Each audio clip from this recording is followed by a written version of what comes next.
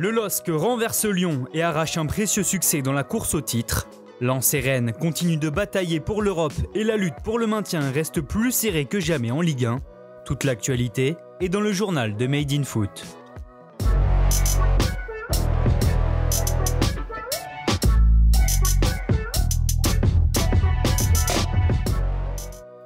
Une équipe de fous. Voilà les mots de Christophe Galtier après match au moment d'évoquer la prestation des Lillois hier face à l'Olympique Lyonnais. Pas vraiment rentré dans ce choc décisif, les nordistes se retrouvent menés 1-0 après un but d'Islam Slimani à la 20e minute de jeu et concèdent même le but du break un quart d'heure plus tard.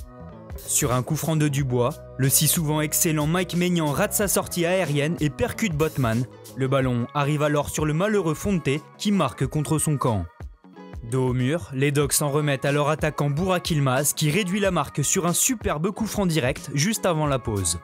En mission hier, le Turc est à l'origine du but de l'égalisation à l'heure de jeu puisque c'est lui qui est au service de Jonathan David. Après s'être démené sur le front de l'attaque et avoir fatigué les défenseurs lyonnais, Yılmaz va libérer son équipe en toute fin de match.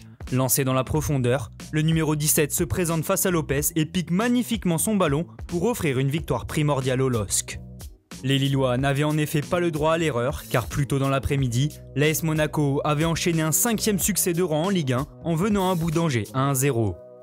Diminués par les blessures et les cas de Covid, les joueurs du Rocher se montrent moins inspirés que d'habitude face au bloc bas du SCO.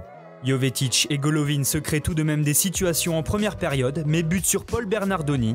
Très bon hier, le gardien angevin est sauvé par sa transversale suite à une reprise de Maripane juste après la pause, mais s'incline finalement en fin de match. Trouvé dans le dos de la défense par Fofana, Wissam Ben Yedder s'échappe et délivre le club de la principauté d'un subtil piqué. Dans la course pour la Ligue Europa, le RC Lens a fait le job en battant le Nîmes Olympique 2-1 hier après-midi. Malgré les nombreuses absences et le carton rouge précoce de Silla, les Sang et Or sont venus à bout des crocos grâce à Ganago et à Idara.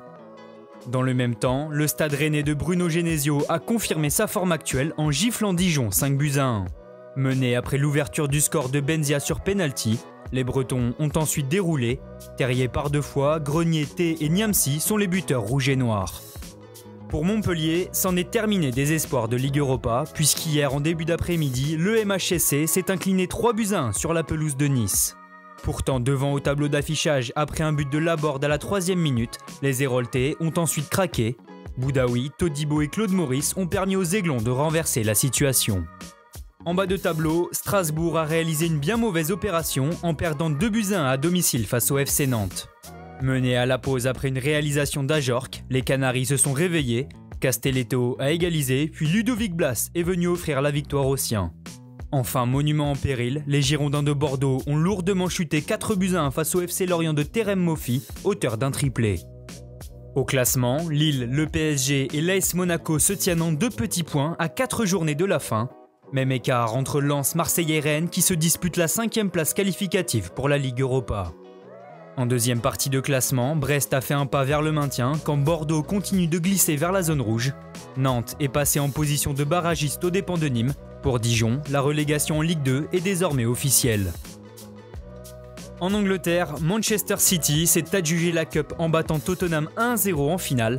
Après avoir dominé tout le match, les Sky Blues ont trouvé la faille en fin de rencontre grâce au Français Aymeric Laporte.